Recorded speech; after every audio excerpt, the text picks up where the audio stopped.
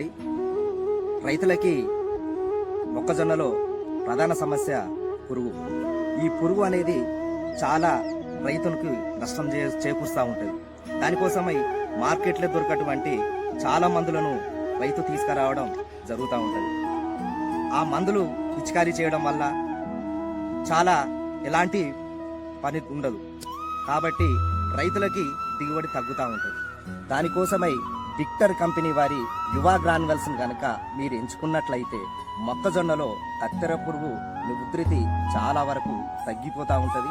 మీకు అధిక లాభాలు వస్తూ ఉంటాయి. ఇది ఎలా వాడాలి అని అంటే, ఇది యువ గ్రాన్యువల్స్ గుళికల రూపంలో ఉంటాయి. వీటిని మనం నేరుగా రైతు మొక్క మొయ్యిలో వేయడం జరుగుతూ ఉంటుంది.